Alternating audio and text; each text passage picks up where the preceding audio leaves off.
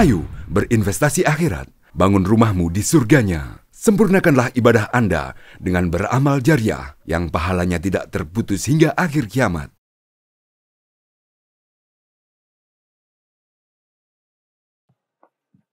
Assalamualaikum warahmatullahi wabarakatuh.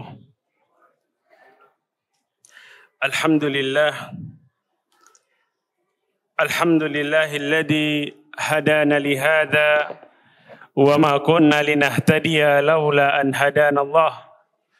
Wa ashhadu an la ilaha illallah wahdahu la syarika lah. Wa ashhadu anna Muhammadan abduhu wa rasuluh. Khaliluhu wa safiyuh, la nabiyya wa la rasula ba'dah. Allahumma salli wa sallim wa barik alaihi wa ala alihi wa ashabihi wa man istanna bisunnatihi ila yaumil qiyamah, thumma amma ba'd. Jamaah salat maghrib rahimani wa rahimakumullahu ta'ala. Alhamdulillah, di malam hari ini kita bisa kembali berkumpul di salah satu rumah di antara rumah-rumah milik Allah Subhanahu wa Ta'ala. Tempat yang paling dicintai oleh Allah di atas muka bumi, yaitu masjid-masjidnya. Salawat dan taslim senantiasa kita haturkan kepada tauladan kita, penghulu para nabi dan rasul, Sayyiduna wa Habibuna Muhammad ibn Abdullah, juga sahabat-sahabat beliau, para tabi'in dan tabi'ut tabi'in, serta kita memohon kepada Allah Subhanahu wa Ta'ala, semoga kelak di yaumil akhir kita termasuk umat beliau sallallahu alaihi wasallam yang akan mendapatkan syafaat dari beliau sallallahu alaihi wasallam. Hadirin rahimani wa rahimakumullahu ta'ala. Sebagaimana sudah pernah kami sampaikan bahwasanya kajian kita setiap Selasa malam akan kita bagi menjadi dua. Di pekan yang pertama, ketiga dan kelima, kalau ada pekan yang kelima adalah kajian tauhid, dan pekan yang kedua dan keempat kajian tentang akhlak. Selasa kali ini adalah Selasa ke-3, berarti kita akan melanjutkan kajian tentang tauhid. Pada pertemuan yang lalu atau pertemuan sebelumnya kita telah membahas tentang syafaat. Semoga kita termasuk yang akan berbahagia dengan mendapatkan syafaat Nabiullah Muhammad sallallahu alaihi wasallam. Amin ya rabbal alamin. Maka pada malam hari ini kita akan membahas satu pembahasan yang tidak kalah pentingnya dan tidak kalah menariknya. Kalau pada pembahasan tentang syafaat kita sudah tahu syafaat itu milik Allah, mintanya kepada Allah, maka pada pembahasan malam ini kita akan membahas tentang hidayah. Hidayah yang kita bahas ya, sebelum kita masuk tentang dalil dan hal-hal yang terkait tentang hidayah, perlu kita fahami bahwasanya hidayah di dalam Islam itu ada dua jenis. Ada berapa? Dua jenis. Yang pertama adalah hidayatud dilalah wal irsyad. Hidayah yang bentuknya adalah dilalah. Dilalah itu mengarahkan, irsyad menunjukkan, ya, atau mengajak orang ke jalan yang benar. Mengajak orang supaya dia mau sholat, mengajak orang supaya dia mau mengamalkan Islam dengan benar. Ini masuk kategori hidayatud dilalah wal irsyad. Dilalah atau hidayah yang jenis pertama ini, Nabi SAW bahkan kita semua mampu melakukannya. Artinya kita mampu mengajak orang, mampu memberi nasihat. Kita punya kemampuan untuk hal tersebut. Tapi apakah secara otomatis orang yang kita ajak atau yang kita ceramahi, yang kita nasihati, ya, dia akan mengikuti dan mengamalkan sesuai dengan yang kita ajakkan tadi? Belum tentu. Ini masuk kategori hidayah jenis yang kedua, yaitu hidayatu at-taufik. Hidayah yang berupa taufik, yaitu seseorang mau menerima kebenaran, mau mengamalkan dan mengikuti kebenaran. Ini adalah mutlak miliknya Allah. Ini urusannya dengan hati. Seseorang mau menerima kebenaran atau tidak, itu tergantung apakah Allah memberikan hidayah kepada orang tersebut atau tidak. Orang bisa jadi kita nasihati, kita utarakan dalil, hujah, ya. Kita utarakan argumen. Argumennya logis, masuk di akal mereka, mereka menerima. Tapi apakah serta-merta dia mau masuk Islam, seandainya dia non-muslim misalnya? Belum tentu. Ada orang diberi hujah, diberi argumen yang jelas, bahkan semua argumen yang dia miliki bisa kita patahkan, tapi belum tentu dia mau mengikuti apa yang kita ajakkan. Misalnya non-muslim, apakah dia langsung masuk Islam? Belum tentu. Karena terkait tentang dia mengikuti kebenaran, dia mau mengamalkan Islam, ini adalah ranahnya hidayatut taufik. Dan hidayatut taufik siapa yang memiliki? Allah Subhanahu wa taala. Dan alhamdulillah kita yang ada di sini mendapatkan tentu bagian dari hidayatut taufik ini. Orang mau sholat berarti dia mendapatkan hidayah untuk hidayatut taufik dalam hal ini. Kita seorang dia muslim berarti dia mendapat hidayah Islam. Ini bagian dari hidayatut taufik. Tapi nanti ke hal-hal yang lebih detail ya ini akan dijelaskan secara bertahap insyaallah. Baik, jadi hidayah tadi ada dua jenis. Apa tadi? Hidayatul dilalah wal irsyad. Ini kita punya kemampuan, punya peran dalam hal ini, ngajak, menasehati, ya, memberi petunjuk, memberi arahan. Ini bisa, semua orang bisa. Maka Nabi dikatakan oleh Allah, wa innaka latahdi ila siratil mustaqim. Dan engkau wahai Rasul benar-benar mampu memberi hidayah ke jalan yang lurus, artinya memberi petunjuk, memberi arahan, mengajarkan, membimbing orang untuk tahu kebenaran, tahu ilmu, tahu al-haq. Tapi soal dia menerima kebenaran, itu ranahnya, ranah yang kedua, yaitu hidayatu at-taufik. Dan ini yang memiliki adalah Allah. Makanya dulu Nabi SAW ketika di akhir-akhir hayat paman beliau, yang selama hidup paman beliau itu, beliau selalu menjadi orang yang paling terdepan membela dan melindungi Rasul SAW dari orang-orang kafir. Dan orang-orang kafir juga nggak berani sama dia, sama pamannya beliau ini, karena ternyata pamannya juga masih kafir saat itu. Jadi mereka pun tidak berani ya melakukan konfrontasi yang begitu keras kepada pamannya, dalam artian sampai memerangi, tidak berani. Karena sama-sama kafir dan paman beliau ini ya adalah pemimpin di Bani Hashim.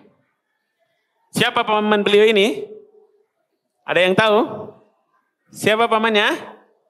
Abu Thalib. Kalau Abdul Muttalib kakeknya. Jadi paman Nabi itu ya, dua masuk Islam, duanya mati dalam kondisi kafir. Siapa yang masuk Islam? Hamzah ibnu Abdul Muttalib. Ya, yang kedua Al-Abbas bin Abdul Muthalib. Sedangkan yang dua yang tidak masuk Islam, bahkan mati dalam kondisi kafir, yang pertama adalah Abu Lahab. Itu disebutkan oleh Allah Subhanahu wa taala dalam Al-Qur'an, dia termasuk yang diazab, itu sudah divonis oleh Allah nggak akan mungkin masuk Islam. Yang kedua adalah Abu Thalib. Abu Thalib ini sejak Nabi SAW kecil, sejak wafatnya kakek beliau, ya, sejak wafatnya Abdul Muthalib, ya, yang mengasuh, membimbing, yang mengasuh dan menjaga Rasul SAW adalah paman beliau.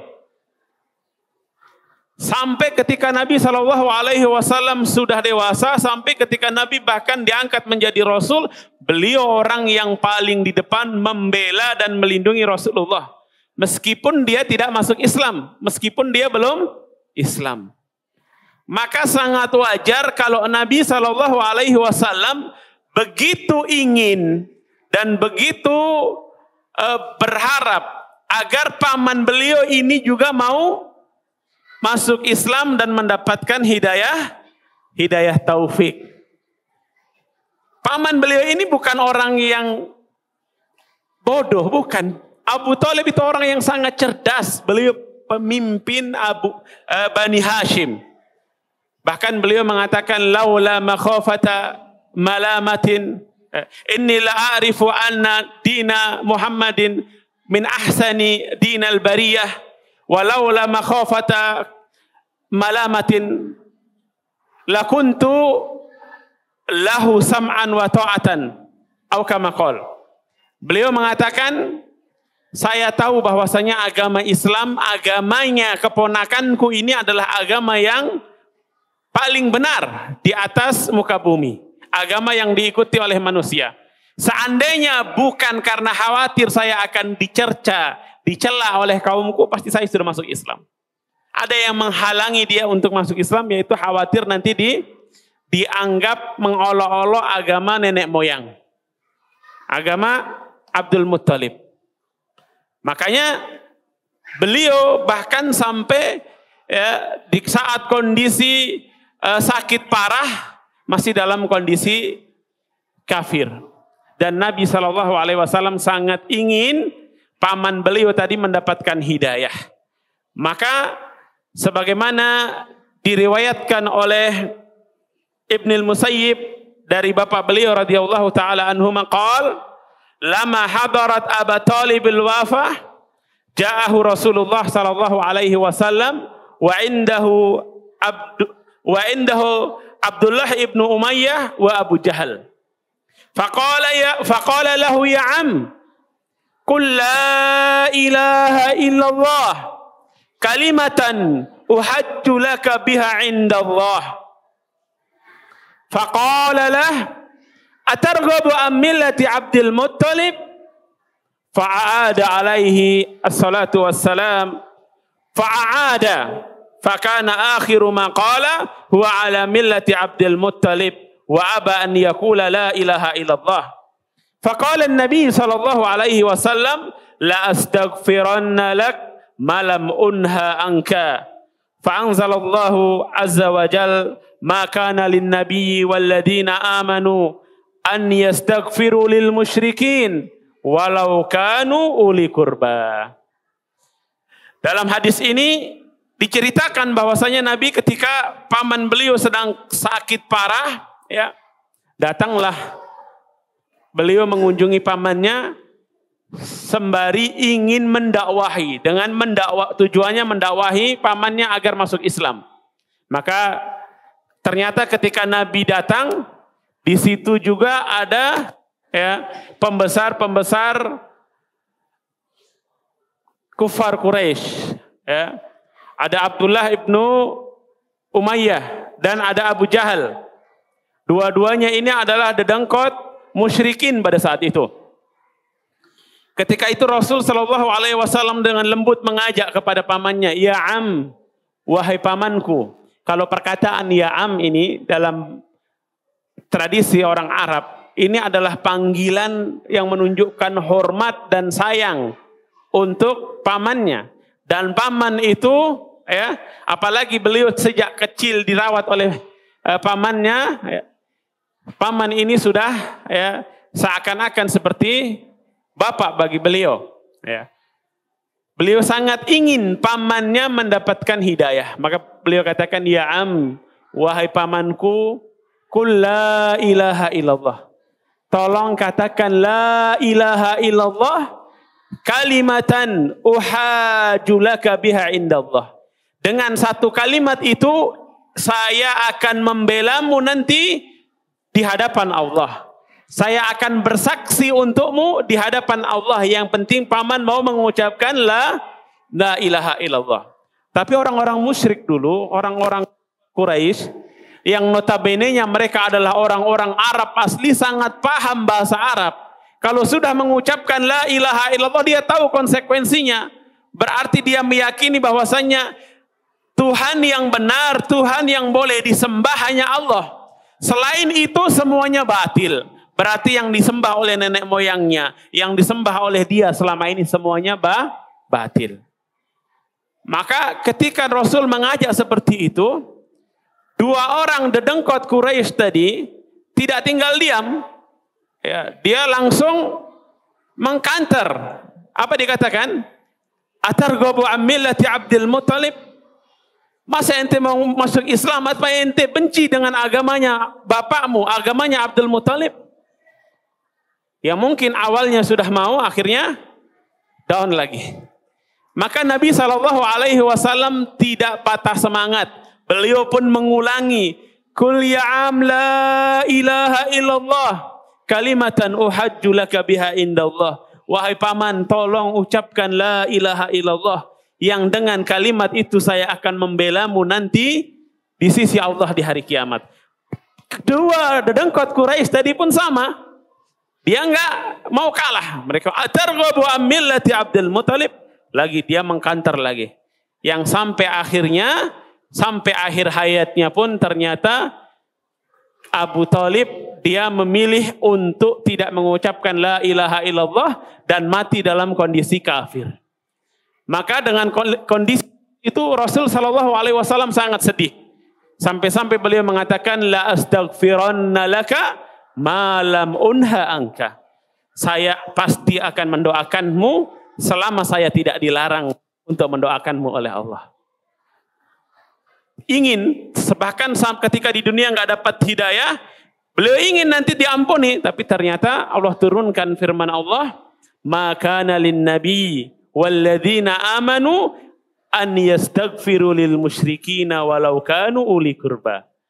Tidak boleh, tidak pantas, ya tidak boleh, haram bagi seorang nabi, bagi nabi dan juga orang-orang yang beriman memohonkan ampun untuk orang-orang musyrik. Meskipun orang-orang musyrik itu adalah kerabat, saudara, keluarga dekat, tidak boleh.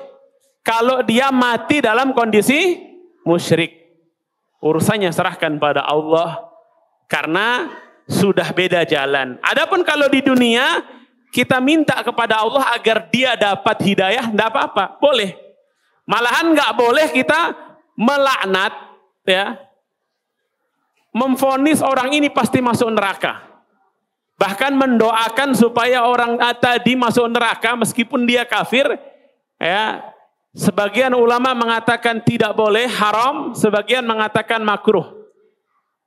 Kenapa? Karena Nabi dulu ketika pada saat perang Uhud, beliau ya awalnya kaum muslimin dalam kondisi unggul menang, ternyata qadarullah setelah itu kaum muslimin dipukul habis, dipukul mundur afan, kemudian bahkan Rasul itu gigi seri beliau pecah atau patah. Kemudian Nabi berdoa, mendoakan tokoh-tokoh musyrikin Quraisy pada saat itu agar mendapat laknat. Ternyata Allah turunkan ayat menegur Rasul sallallahu alaihi wasallam, "Laisa laka minal amri syai'." Kamu tidak punya wewenang tentang urusan mereka, tentang nasib mereka. Nabi ditegur, tidak boleh melaknat, mendoakan laknat untuk mereka. Dan ternyata apa? orang-orang yang Nabi doakan untuk dapat laknat, kalau sudah didoakan laknat oleh Nabi, kemudian dikabulkan, apa konsekuensinya? Laknat itu dijauhkan dari kebaikan. Maka dia terus dalam kesesatan sampai mati, berarti akhirnya apa? Neraka. Tapi ternyata itu bukan ranah dan wewenangnya Nabi. Itu haknya Allah. Ternyata orang-orang yang tadinya didoakan untuk dilaknat oleh Rasul, pada saat Fathu Makkah, mereka bertiga mendapatkan hidayah. Sebaliknya, orang yang sangat dicintai Nabi dan ingin Nabi menginginkan agar dia mendapatkan hidayah, tidak dapat hidayah. Maka Allah pun turunkan firman-Nya, innaka la tahdi man ahbabta walakinnallaha yahdi may yasha wallahu a'lamu bil muhtadin. Sesungguhnya engkau wahai Rasul tidak bisa, tidak mampu untuk memberikan hidayah kepada orang yang engkau cintai, orang yang engkau ingin dia dapat hidayah. Rasul tidak mampu memberi hidayah. Hidayah jenis keberapa ini? Jenis keberapa, Pak? Kedua, hidayah itu taufik. Tidak bisa, kalaupun hidayah yang tadi ngajak, yang tadi membimbing itu bisa, tapi hasilnya yang menentukan adalah Allah Subhanahu wa taala. Meskipun Nabi sangat ingin mengajak, ingin agar pamannya masuk Islam, tapi Allah berkehendak lain. Akhirnya tidak. Dan dia pun, ya, Abu Thalib mati dalam kondisi musyrik, kekal di neraka. Dan kita sudah bahas kemarin tentang syafaat khusus untuk Abu Thalib. Masih ada yang ingat? Syafaat khusus dari Nabi untuk Abu Thalib apa? Apa syafaatnya kemarin jamaah? Siapa yang bisa angkat tangan? Apa syafaatnya? Tafadhal. Ya? Diringankan azabnya, bukan dikeluarkan dari neraka. Yang seharusnya dia berada di neraka yang dalam, yang paling dalam, bahkan dia mendapatkan siksaan yang paling ringan di neraka. Siksaannya apa? Ya, dipanaskan atau dikasih bara api neraka ke telapak kakinya, mendidih otaknya, waliyahudzubillah. Dan itu terus tidak diselamatkan dari itu. Artinya dia kekal di neraka, waliyahudzubillah. Dari sini jamaah rahimani wa rahimakumullah ta'ala, para ulama menjelaskan, kalau dalam perkara hidayah saja di dunia, hidayatut taufik, Nabi tidak punya wewenang. Yang berhak dan yang memiliki hidayah siapa? Allah Subhanahu wa ta'ala. Maka sungguh sangat keliru orang-orang yang meminta perkara-perkara kepada Nabi untuk urusan-urusan yang itu adalah miliknya Allah saja. Ada yang datang ke kuburan Nabi minta supaya diberi keturunan, supaya rizki usahanya lancar, supaya dia dimudahkan urusannya begini dan begitu. Ini dibantah oleh ayat ini. Dan juga pembahasan kita tentang syafaat. Syafaat, hidayah, dan yang lainnya yang merupakan kekhususan milik Allah, tidak boleh diminta kepada selain, tidak boleh dimintakan kepada selain Allah. Kalau kepada Nabi, saya tanya sekarang, ada nggak manusia yang lebih mulia daripada Nabi Muhammad? Ada? Tidak ada. Tidak ada manusia yang lebih mulia dari Nabi Muhammad SAW. Beliau adalah manusia yang paling mulia. Beliau Khalilullah, Sayyidul Anbiya'i war Rusul, bahkan Sayyidu Waladi Adam, penghulu para nabi dan rasul, pemimpin semua manusia. Bahkan surga nanti akan diizinkan Allah untuk dibuka ketika siapa yang meminta untuk mengetuknya, untuk membukanya? Nabi SAW. Beliau sebagai seorang hamba dan seorang rasul yang mulia, beliau memiliki keistimewaan lebih dari yang lain.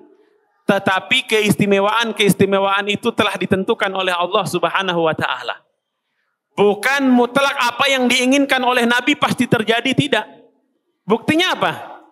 Nabi sangat ingin agar pamannya dapat hidayah. Terjadikah itu? Tidak terjadi. Tidak terjadi, itu di dunia. Nabi sangat ingin pamannya keluar dari neraka. Bisakah terjadi? Tidak terjadi. Karena itu adalah haknya Allah Subhanahu wa ta'ala. Maka kalau demikian sangat keliru orang-orang yang meminta hal-hal yang di luar wewenang dan di luar kemampuan Rasul sallallahu alaihi wasallam. Nabi sallallahu alaihi wasallam, ya, beliau adalah manusia yang paling mulia, yang kita wajib mencintai beliau, bahkan melebihi cinta kita kepada siapapun di atas muka bumi ini. Kita nggak akan dianggap sebagai seorang mukmin yang benar-benar beriman kalau kita lebih mencintai diri kita ketimbang mencintai Rasul. Tapi kita dalam mencintai, mengagungkan, memuliakan harus sesuai dengan syariat beliau sallallahu alaihi wasallam. Harus sesuai dengan aturan Allah Subhanahu wa ta'ala. Jadi Nabi sallallahu alaihi wasallam yang paling mulia saja di antara hamba-hamba Allah, ya, di antara para nabi dan rasul tadi tidak mampu memberikan hidayah. Bagaimana dengan yang lain? Apakah ada? Jelas lebih tidak mampu, lebih tidak mungkin. Ya, lebih tidak mungkin. Kalau kita tadi pernah kita bahas pada pembahasan syafaat, kita nanti ketemu Nabi di padang mahsyar, kita sampaikan, ya Rasul, tolong beri kami syafaat, boleh.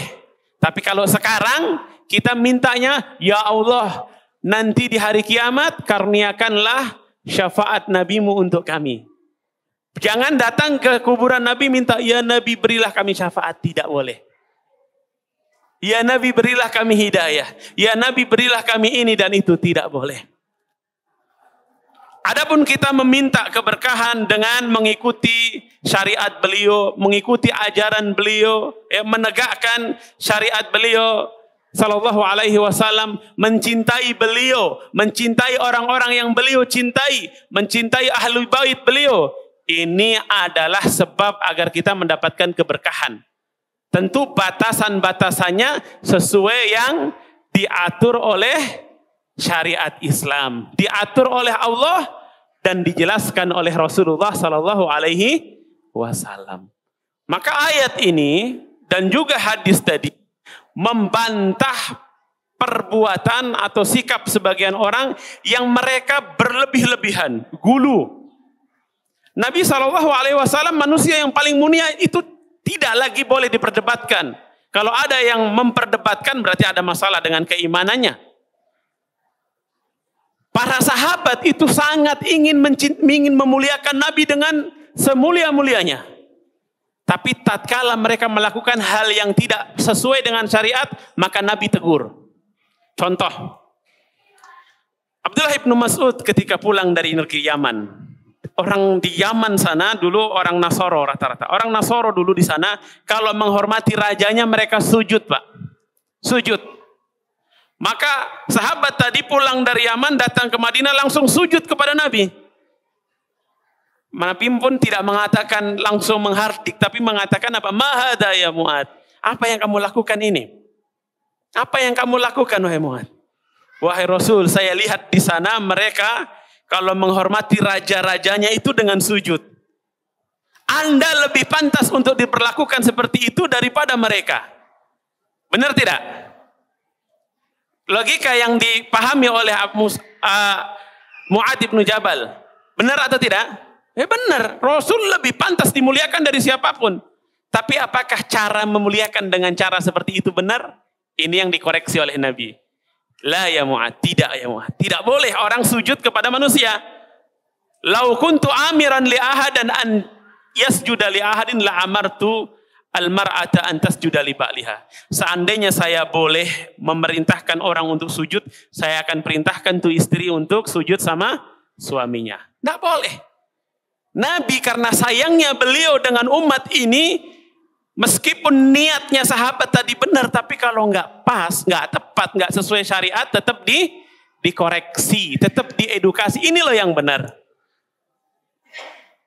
Para sahabat dulu mengatakan, kami sangat ingin memuliakan Nabi dan setiap kali Nabi datang kami ingin langsung menyambut beliau. Tapi ternyata apa? Mereka tidak lakukan. Kenapa? Karena tahu kalau Nabi itu tidak suka kalau beliau datang terus disambut dengan berdiri. Setiap datang gitu. Tapi Nabi mengajarkan kalau ada tamu, orang penting, jauh, Sayyidul Qaum, dihormati sekali-kali di ini, boleh. Tapi tidak setiap kali, ada Ustadz datang setiap, Ustadz sholat 5 waktu di masjid terus, ya.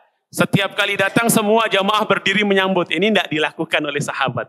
Padahal sahabat sangat ingin memuliakan Nabi. Adapun kalau ada tamu, misalnya tamu penting, atau ulama datang, kita sambut mereka, ya itu tidak apa-apa. Karena beliau tamu. Faham di sini bedanya? Supaya kita tidak ifrat dan juga tidak tafrid. Kata orang tidak ekstrim kanan ataupun ekstrim kiri. Dalam beragama kita diperintahkan untuk tawassut, untuk beragama tengah-tengah sesuai dengan syariat Islam. Taib.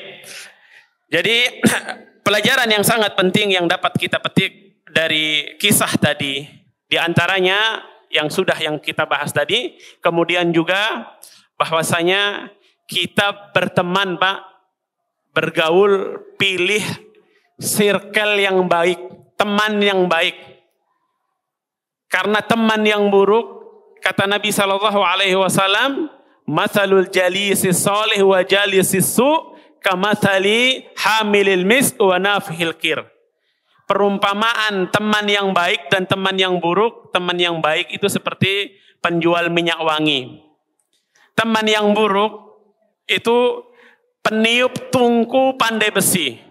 Kalau kita nemenin penjual minyak wangi, kita bisa dapat hadiah parfum, minyak wangi, atau minimal kita bisa juga kita beli dari dia, atau minimal kita mencium aroma yang wangi. Tapi kalau tadi, bukan berarti profesi ini jelek. Tidak, ini hanya sebagai analogi, permisalan. Orang yang dia meniup tungku pandai besi, sekarang pandai besi pakai las, enggak seperti itu ya. Itu dulu ditiup. Kalau kita berteman dengan dia, nemenin dia di situ, apa yang kita dapat? Tiup, bisa-bisa baju kita kebakar. Ya. Sekarang mungkin nggak ada pandai besi, tapi ada yang suka bawa api kemana-mana ya kan? Begitu Pak ya. Api yang dia hanya 9 cm ya. Itu juga bisa membakar. Karena saya pernah itu duduk sama, pulang-pulang, bolong-bolong baju saya. Padahal baju baru kan gitu. Atau minimal kita dapat asapnya, bau tidak sedap. Begitu juga dengan dalam realita hidup. Kita bersama dengan orang-orang yang baik. Ya mungkin kalau kita mau melakukan hal-hal yang gak benar, diingatkan, dinasehati. Atau paling tidak minimal ditanya, itu gimana si A itu? Oh dia baik. Kok tahu baik? Temannya aja orang-orang anak-anak baik semua. Temannya suka kajian, temannya suka pengajian, suka sholat 5 waktu di masjid. Karena berteman dengan circle yang baik. Kalau temannya dengan yang naudzubillah, orang-orang yang jauh dari kebaikan, ya dia bisa awalnya nggak melakukan kemaksiatan itu ikut. Lama-lama ikut. Karena kata pepatah Arab, as-sahibus sahib. Teman itu narik, Pak. Dia akan narik ke circle-nya dia. Maka hati-hati. Dan ini terbukti tadi. Bisa jadi, ya, dia tadi sudah didakwahi oleh Nabi, sudah akan masuk Islam, tapi karena apa? Ada temannya yang menghalang-halangi. Maka kita dan juga anak-anak kita pilihkan teman, lingkungan, dan circle yang baik. Agar apa? Agar nanti insya Allah kita bisa sama-sama berkumpul di surganya Allah. Ada sebagian orang yang berpikir, saya kasih anak saya itu belajar semua agama terserah. Nanti dia yang pilih. Loh Pak, ini yang jadi masalah. Kita sebagai muslim, sebagai mukmin harus punya pondasi dulu. Inna dina indallahil Islam. Agama yang benar yang diterima oleh Allah hanya Islam, Pak. Soal kita bergaul, bermuamalah, berinteraksi dengan yang lain sebatas yang diperbolehkan dalam syariat, toleransi, monggo. Lakum dinukum waliyadin. Tapi menganggap, oh nggak apa-apa belajar ini sekali. Wah ini bahaya. Ini sama saja mau mencelakakan anak kita. Mau memasukkan dia ke jurang yang na'udzubillah kita belum tentu bisa menyelamatkan dia. Maka pilihkan lingkungan yang baik, pilihkan teman yang baik, yang selalu mengajak ke jalan Allah, yang selalu mengajak kita agar jauh dari kemaksiatan dan dekat dengan apa yang dicintai oleh Allah dan Rasul-Nya. Semoga kelak Allah kumpulkan kita bersama dengan orang-orang yang kita cintai di surganya Allah bersama dengan Nabiullah Muhammad sallallahu alaihi wasallam. Amin ya rabbal alamin. Wallahu taala a'lam bissawab. Wassallallahu ala nabiyyina Muhammadin wa ala alihi wa sahbihi wa sallam. Wa akhiru da'wana alhamdulillahi rabbil alamin. Subhanaka Allahumma wa bihamdik. Asyhadu an la ilaha illa anta astaghfiruka wa atubu ilaik. Assalamualaikum warahmatullahi wabarakatuh. Ayo dukung media dakwah Masjid Agung Al-Akbar dengan ikut berdonasi pengadaan alat multimedia dan operasional dakwah. Usia boleh terputus, pahala jariah mengalir terus.